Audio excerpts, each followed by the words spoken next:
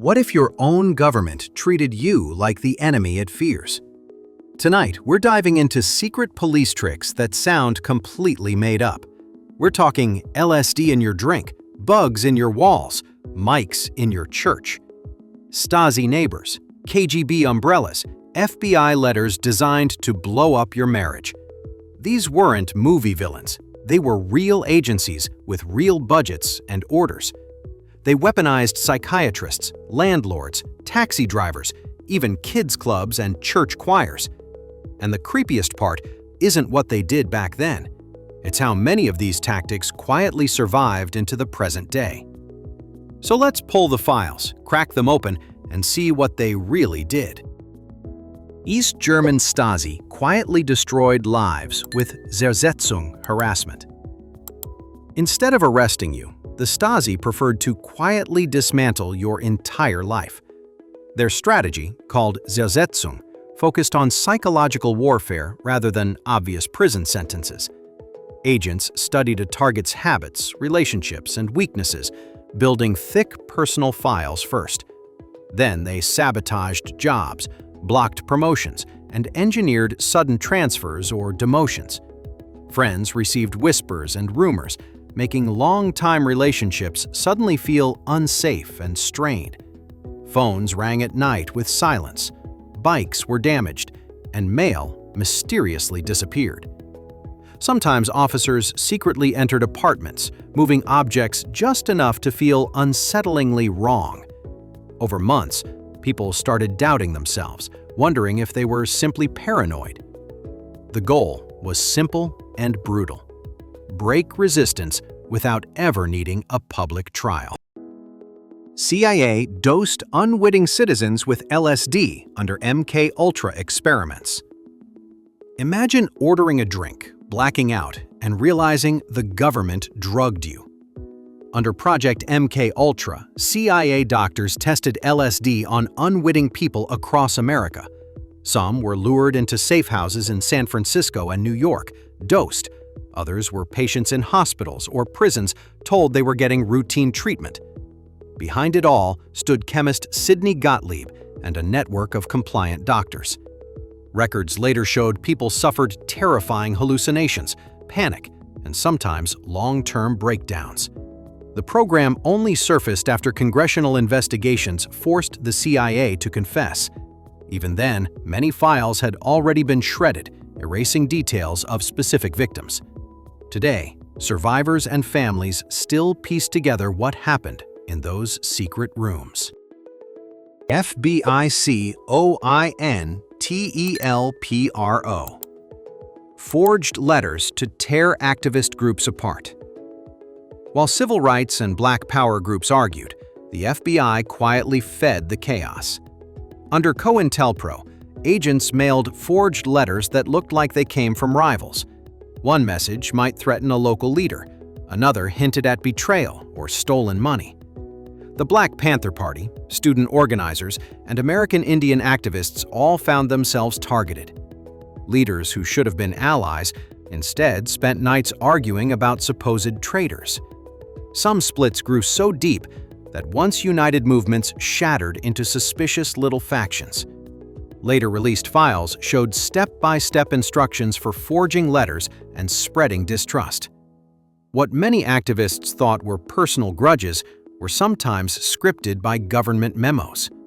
The paper trail revealed a program designed to destroy movements without openly banning them. KGB killed a dissident with a poisoned umbrella. In London, a rainy day in London ended with a dissident dying from a tiny pellet. Bulgarian writer Georgi Markov was walking near Waterloo Bridge when he felt a sharp sting. A stranger behind him dropped an umbrella, apologized, and calmly walked away. Markov soon developed a raging fever, and doctors could not explain his sudden collapse. An autopsy later found a metal pellet in his leg, likely filled with poison. Investigations pointed toward Bulgarian security services, reportedly helped by Soviet intelligence specialists. The modified umbrella became infamous as a symbol of Cold War assassination tradecraft. It proved that exiles criticizing regimes abroad could still be reached on Western streets. Decades later, the umbrella story still resurfaces whenever a suspicious poisoning hit headlines. Soviet secret lab, the camera specialized in undetectable slow poisons. Long before spy thrillers, the Soviets had a real poison lab nicknamed the camera. Hidden inside the security services, it tested exotic toxins on prisoners taken from camps. Chemists searched for substances that were tasteless, odorless, and almost impossible to detect afterward. Victims sometimes died quickly, but other poisons were designed to mimic natural illnesses. The lab shifted names and numbers over decades, but its purpose stayed disturbingly consistent. According to defectors, its products were sent abroad for quiet operations against inconvenient opponents. Later reports even linked the lab's expertise to high-profile Cold War poisonings. For ordinary citizens, the camera was mostly a rumor, never openly acknowledged by officials. Only after the regime weakened did fragments of its grisly history finally emerge. Stasi collected jars of people's body odor for tracking. In East Germany, the secret police literally kept your smell on a shelf. Stasi officers collected scent samples by rubbing special cloths on chairs or clothing. The cloths were sealed into labeled jars, forming rows of captured human odors. If someone went missing or tried escaping, handlers could present jars to tracking dogs. Some samples were taken during interrogations, when suspects were already terrified and sweating heavily. Other times, technicians quietly inserted tubes into apartments to suck out air samples. The jars looked absurdly ordinary, but represented an almost obsessive need for control. When citizens stormed Stasi buildings in 1990, they found shelves stacked with these containers. The discovery confirmed that surveillance extended down to something as intimate as body scent. CIA tried turning a house cat into a walking wiretap. During the Cold War, the CIA actually tried to turn a cat into surveillance equipment. In a project later known as Acoustic Kitty, surgeons implanted a microphone and transmitter. Wires were threaded under the animal's skin, meant to be invisible under its fur. The idea was simple. Cats wander freely, so nobody suspects them near embassy benches. Trainers spent months trying to control the animal's hunger and random wandering instincts. At least one test involved releasing the cat near a suspected Soviet meeting spot. According to later accounts, the poor animal quickly wandered into traffic and was hit. Even if details are debated, the experiment showed how desperate agencies became for advantage. Afterward, officials quietly shelved the project, admitting that biology beat spy technology that time. Soviet Great Seal gift hid a bug above ambassador's desk. A wooden carving hanging above an ambassador's desk quietly broadcast conversations for years. In 1945, Soviet school children presented the Great Seal plaque to the United States ambassador. Inside the carving, engineers had hidden a passive listening device nicknamed the Thing. It had no batteries, activating only when an external radio beam hit it. When technicians in a nearby van aimed the right frequency, the device vibrated and transmitted. For several years, Soviet listeners reportedly heard private discussions right from the ambassador's study. The bug was only discovered during a later security sweep in the early 50s. Its clever design later inspired other spy gadgets that woke up under external radio waves. The episode reminded diplomats that even friendly-looking gifts might come with secret microphones included. Secret police used fake resistance networks to lure dissidents out. In several authoritarian states, the bravest resistance contact you met might be state security. Officers quietly created fake underground groups, complete with leaflets, meetings, and convincing grievances. They let small actions happen, just enough to build trust among potential recruits. targets were encouraged to confess anger, name friends, and discuss risky plans in detail. Every whispered complaint was carefully recorded, building a ready-made arrest list on paper. When authorities decided the group was large enough, coordinated raids swept everyone up overnight. Trials later painted the operation as proof of dangerous conspiracies needing harsh punishment. Former prisoners later described realizing their heroic organizer had actually been an officer all along. The tactic turned courage into a trap, poisoning trust in any real future opposition. Soviet psychiatrists labeled political dissidents insane to lock them away. In the Soviet Union, disagreeing with the state could officially make you mentally ill. Dissidents criticizing party leaders sometimes found themselves diagnosed with vague conditions like sluggish schizophrenia. Instead of trials, they were shipped to special psychiatric hospitals run by security services. There, political prisoners were mixed with genuinely ill patients, blurring lines of responsibility. Treatments included powerful drugs, forced injections, and isolation justified as medical necessity. On paper, the regime wasn't jailing critics, it was compassionately treating unfortunate sick citizens. Western psychiatrists and human rights groups eventually exposed the pattern through interviews and smuggled documents. The scandal led to professional condemnation and reforms in international psychiatric associations. But for many survivors, the worst damage was knowing their sanity had been weaponized. Stasi turned apartment neighbors into paid informants on each other. In East Germany, the person borrowing sugar might also be reporting your conversations. The Stasi built a massive network of unofficial collaborators, including students, janitors, and neighbors. Signing up could bring small perks, better housing, travel opportunities, or job protection. Informants were instructed to note visitors, political jokes, religious gatherings, and suspicious Western items. Some were true believers. Others cooperated after subtle blackmail or pressure at work. Reports turned everyday quarrels over laundry rooms or parking spots into matters of state security. After reunification, many citizens requested their files and discovered familiar names inside.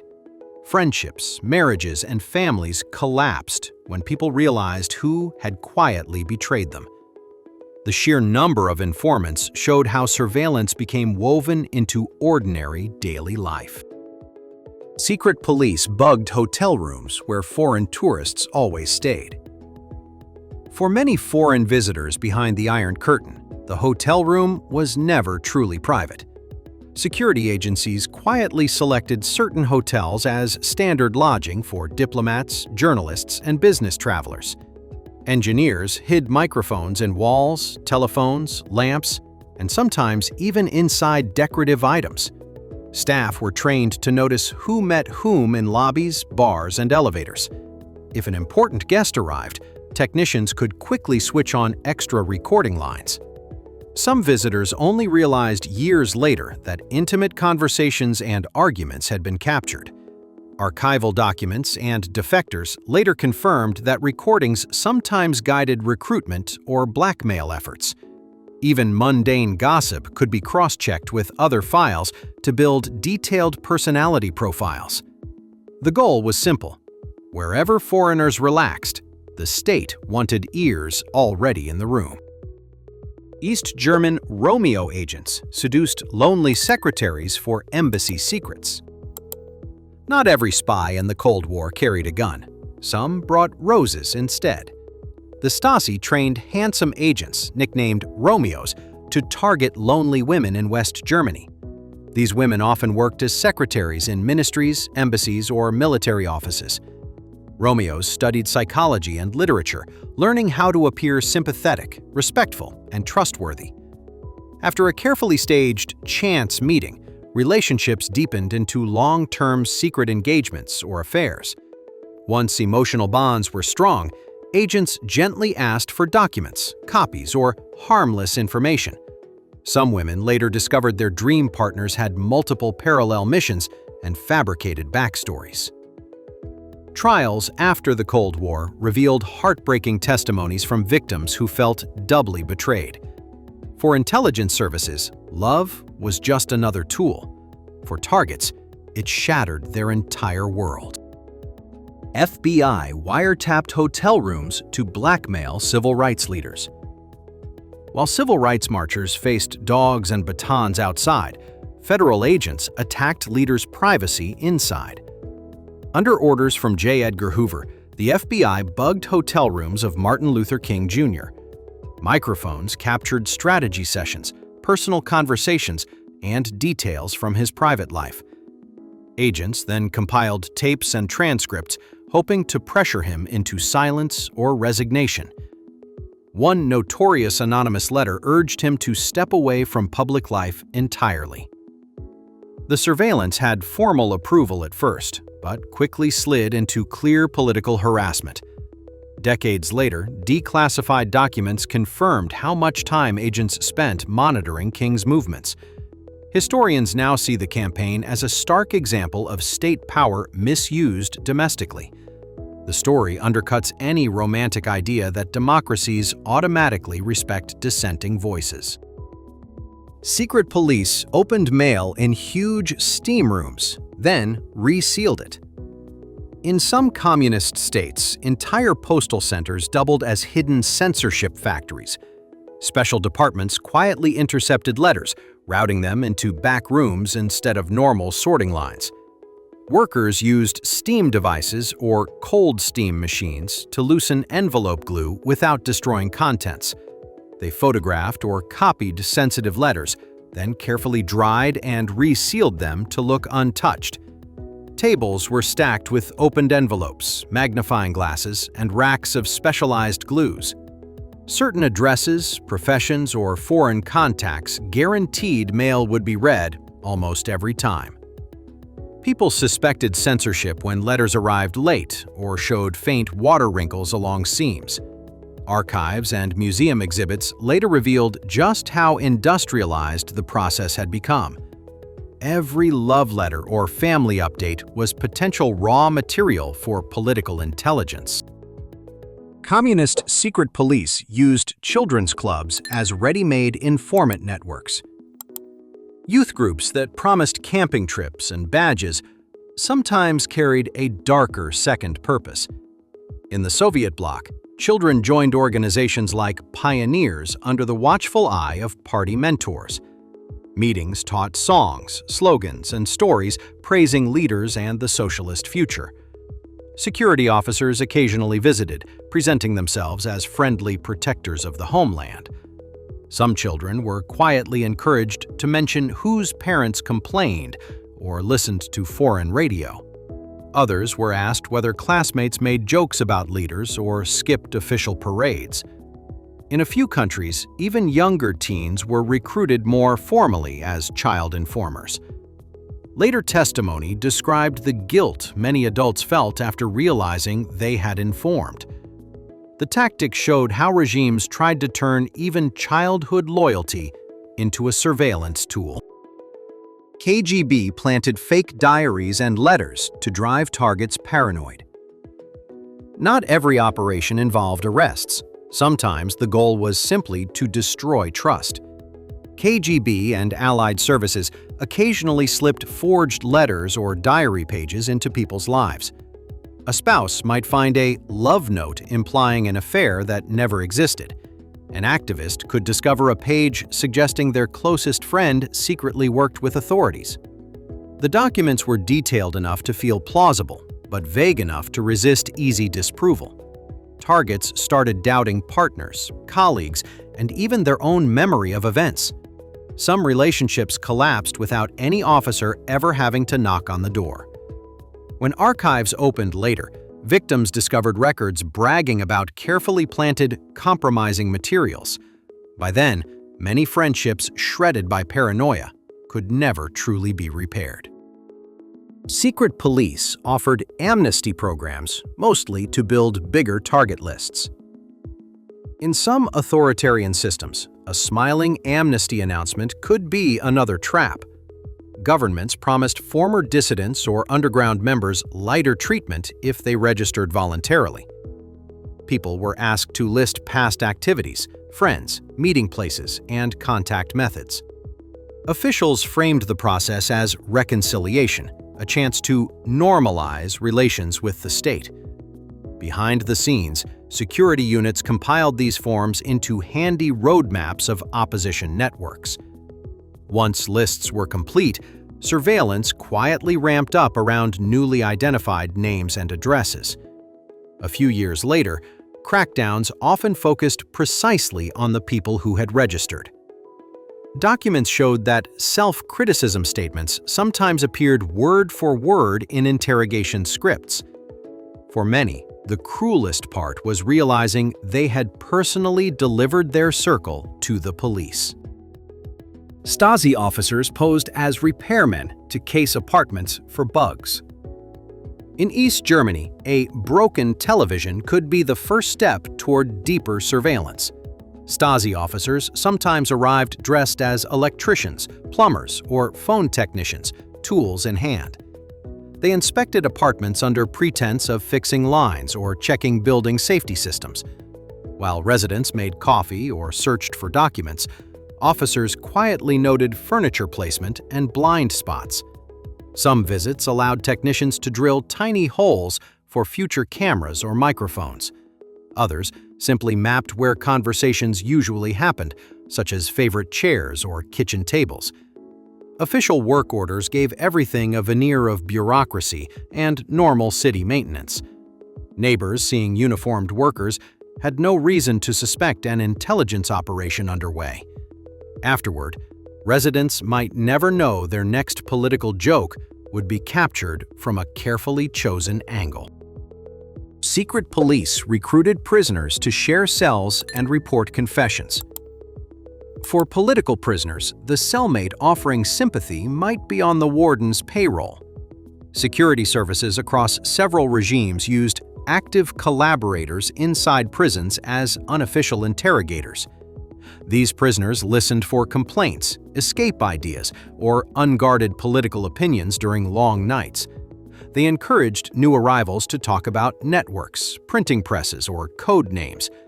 Everything was retold to officers later, often in exchange for lighter sentences or privileges.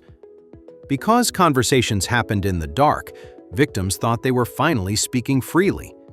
Some prisoners only learned years later that cellmates' detailed reports appeared in their secret files. The betrayal added another layer of trauma to already brutal detention experiences. It turned the one place people expected solidarity into another carefully controlled surveillance environment. KGB agents used hollow coins and fake rocks as dead drops. Sometimes, espionage looked exactly like the spy movies, just much more patient and paranoid. KGB officers and Western counterparts alike used hollow objects to exchange messages or film. A coin might unscrew to reveal microfilm. A rock could open with a hidden hinge. These items were left in agreed locations, like park benches or remote forest paths. Agents rarely met directly, instead visiting spots at staggered times to avoid surveillance overlaps. If a dead drop looked disturbed, operatives might treat it as a warning and abort. Security services later displayed captured spy gadgets in museums, confirming the techniques were real. The small objects represented a simple idea: reduce face-to-face contact whenever possible. Even something as ordinary as loose change or a garden stone could carry state secrets. Intelligence agencies funded psychic, remote viewers to hunt enemies. At one point, superpower intelligence agencies even threw money at supposed psychic spies. Programs in the United States and Soviet Union explored remote viewing, claiming minds could see distant locations. Participants sat in bland rooms, sketching secret bases or hostages based on mental impressions. Supporters argued that even occasional hits could justify tiny budgets compared with satellite launches. Skeptics inside agencies pointed out vague descriptions and frequent misses in evaluation reports. Declassified documents later showed decades of experiments, shifting names, and quietly shrinking funding. Some sessions apparently focused on tracking missiles. Others tried locating people in foreign cities. Eventually, official reviews concluded the results were not reliable enough for operations. Still, the very existence of such programs shows how fear pushed agencies toward bizarre possibilities. Secret police quietly changed phone numbers to isolate annoying targets. Imagine suddenly losing touch with friends because your phone stopped working without explanation. In some systems, dissidents found their numbers mysteriously reassigned or permanently under repair. Calls that once connected now reached strangers, busy signals, or endless unanswered ringing. Meanwhile, their own attempts to call out might fail, especially to foreign numbers. Post offices and telephone exchanges were often tightly integrated with internal security structures. A simple administrative change could make someone seem to have vanished or gone silent. Friends assumed the person had moved, given up, or chosen to cut contact. For the target, the isolation felt like the world had slowly turned its back. It was censorship without visible force, achieved through quiet manipulation of basic infrastructure. Security services used anonymous smear letters to quietly ruin marriages. Some secret police operations started not with an arrest, but with a cruel envelope. Authorities wrote anonymous letters to spouses, hinting at affairs, betrayals, or hidden political activities.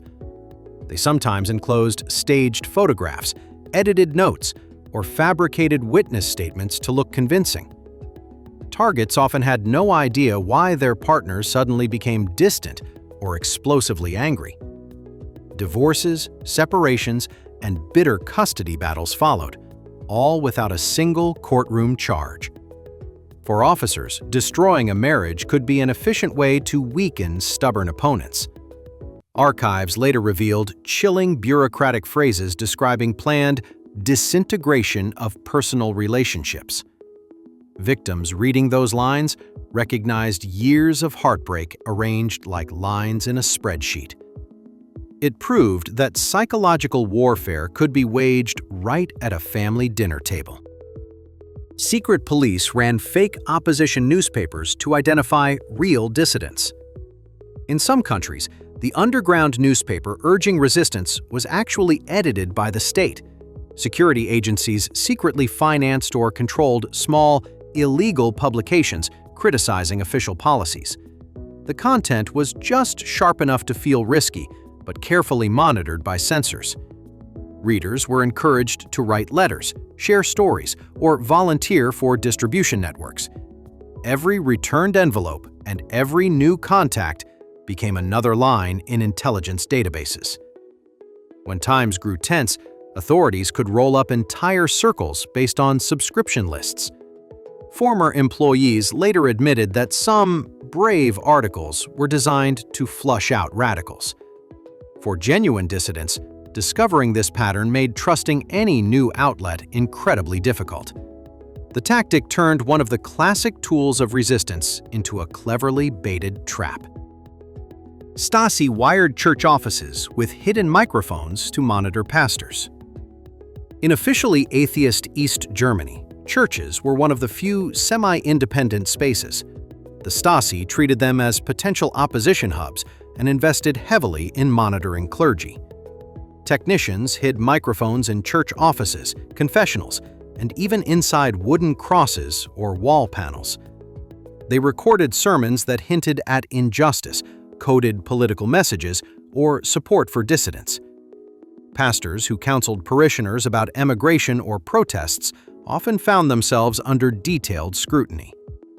Informants within congregations reported who attended meetings and which topics stirred strong reactions. Some church leaders later learned their closest assistants had quietly filed regular reports. Yet churches also played a role in the peaceful revolution that toppled the regime. The files show a constant tug-of-war between faith communities and a paranoid state. Secret police used ambulances as unmarked vans for night arrests. In some cities, the siren passing at midnight did not always mean a medical emergency. Secret police units occasionally used ambulances or similar vehicles to pick up targets discreetly. Neighbors hearing doors slam and engines start assumed someone had suffered a heart attack. Inside, however, detainees were often handcuffed, blindfolded, and transported to interrogation centers. Using medical-style vehicles let authorities move prisoners without drawing attention from street patrols. It also sent a quiet message. The state controlled not only security, but appearances. Some survivors remember being marched past nurses' uniforms or hospital corridors repurposed for questioning. Later testimonies described how this blurred the boundary between care systems and repression.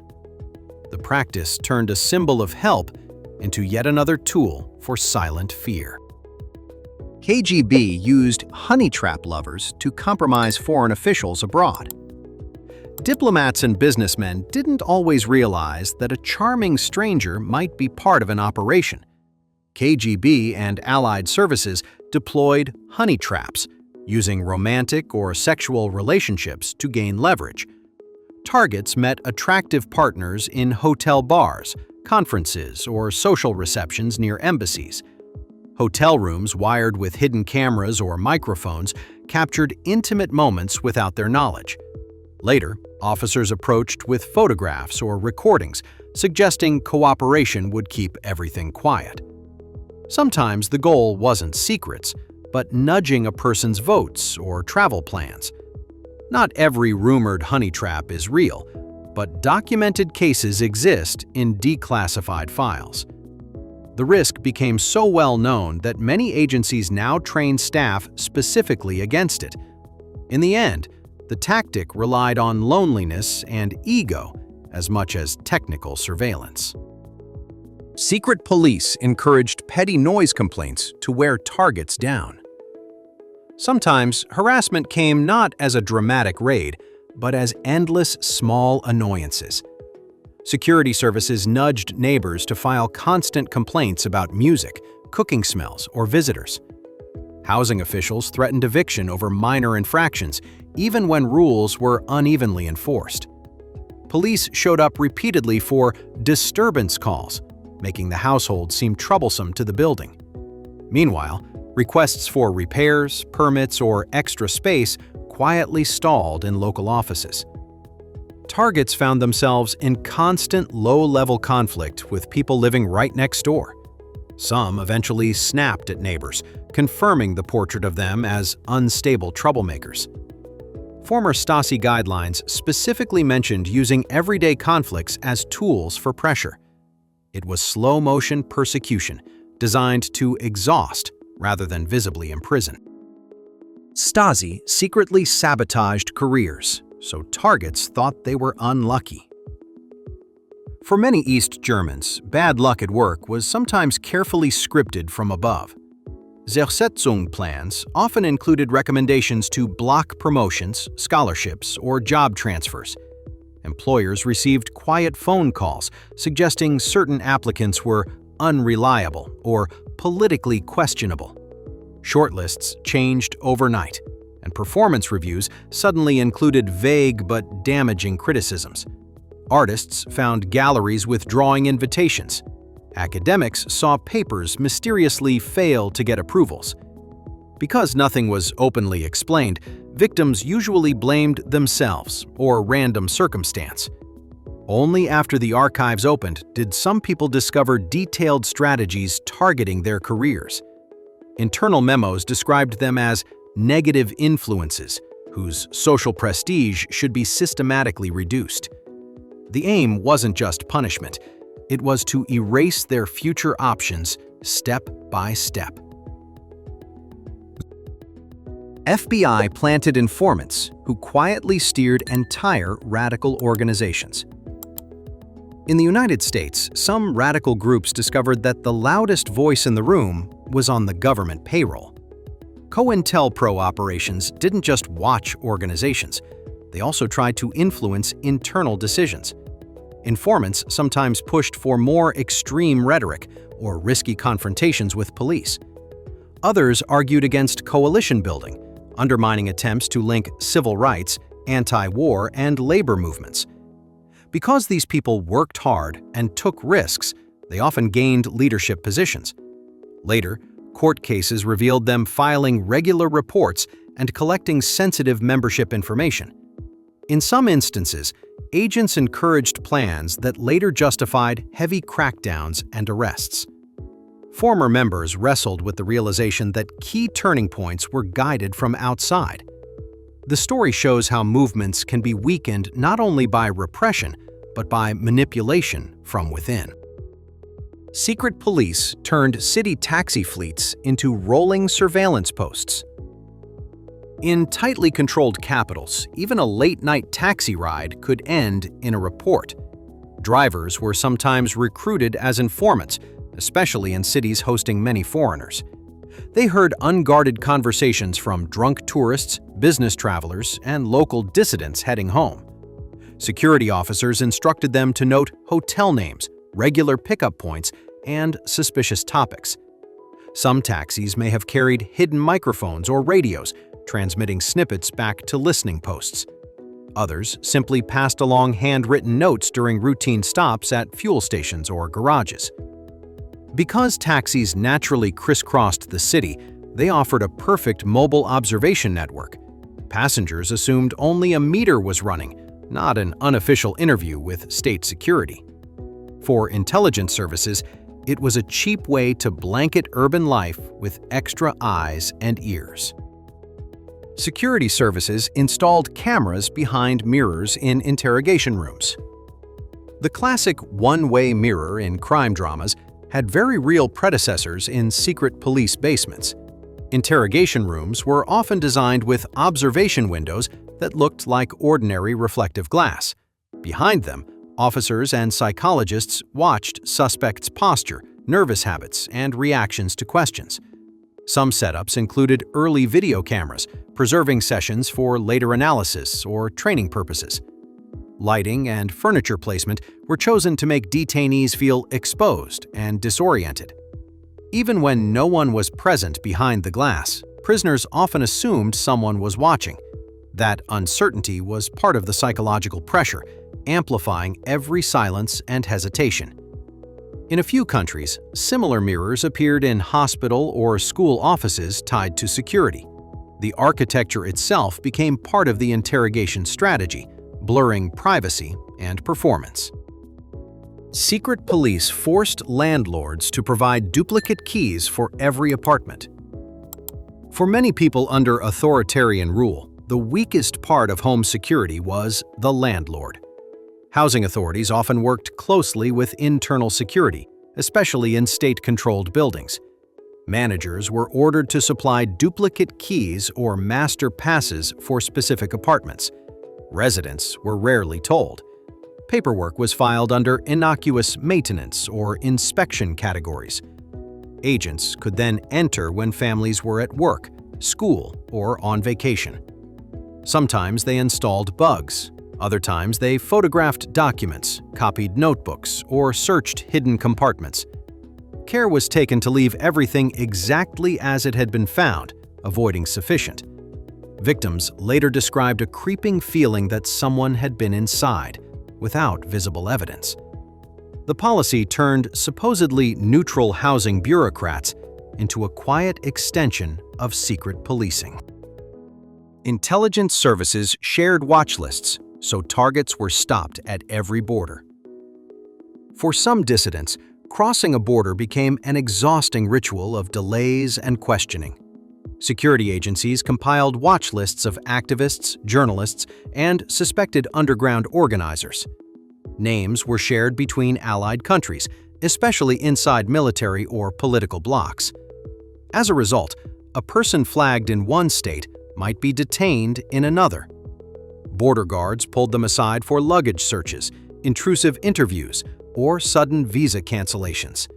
Sometimes officials allowed travel but noted every contact and hotel address for later reports.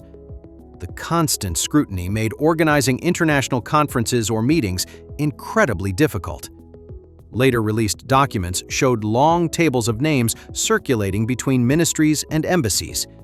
In effect, the map itself became another tool for controlling political troublemakers' movements. Secret police fabricated anonymous threats, then persistent targets for leverage. One of the most manipulative tactics involved creating danger, then selling safety as a favor. Security services sometimes mailed threatening letters to businessmen, artists, or minor opposition figures. Soon afterward, officials approached, offering special protection or extra patrols around their homes. In return, they asked for cooperation, information, or public statements supporting government stability. Targets often didn't realize the same agency controlled both the supposed threat and solution. In some cases, refusing help meant later being blamed if something actually happened. Files later revealed staged threats described as motivational tools for recruiting informants. The pattern turned fear into a bargaining chip, rather than something authorities genuinely tried reducing. It blurred the line between crime prevention and orchestrated extortion by the state itself. Stasi broke into homes just to slightly move everyday objects. Imagine coming home and feeling something is wrong but not knowing exactly what. Stasi officers specialized in covert break-ins, nicknamed apartment checks by internal documents. They might rotate a rug, swap cups in a cupboard, or misalign framed photos. Nothing valuable was stolen. The point was to disturb, not to profit. Targets began questioning their memory, wondering if they themselves had moved the items absent-mindedly. Over time, the unease built into real anxiety, sleep problems, and constant self-doubt. Sometimes additional harassment, like strange phone calls, reinforced the sense of being watched constantly. Guidelines described this as a way to shake and destabilize a person's psychological balance. It weaponized tiny domestic details, turning the supposed safety of home into another battlefield. Secret police cataloged every typewriter font to trace anonymous letters. Before home printers, the shape of a letter A could give you away. Some secret police agencies built reference collections of typefaces from local typewriters. Officers typed standard test sheets, carefully preserving the unique quirks of each machine. Anonymous leaflets or threatening notes were then compared to this archive using magnifiers and rulers. Small defects like a chipped letter or misaligned line acted like fingerprints. Printing shops and offices were sometimes required to register their machines with authorities. For dissidents, using a typewriter became risky unless they could hide or rotate devices. A few movements switched to hand lettering or improvised stencils to dodge detection.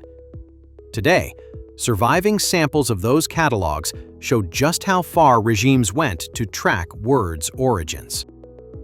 Secret police photographed protest crowds from rooftops, then matched faces later. Long before facial recognition software, security forces still tried to identify everyone in a crowd. During demonstrations, plainclothes officers climbed nearby roofs or towers with telephoto cameras. They took frame after frame of marchers, focusing on banners and megaphone carriers. Later, analysts spread the photos on tables, circling recognizable faces with wax pencils. Images were compared with workplace files, school records, and passport photos in central archives. Participants who thought they were anonymous dots in a mass discovered otherwise during later interrogations. Some received quiet workplace warnings. Others were denied travel or educational opportunities afterward. The technique turned public squares into evidence collection sites every time people gathered. It was an early analog version of something modern protesters now fear from digital surveillance.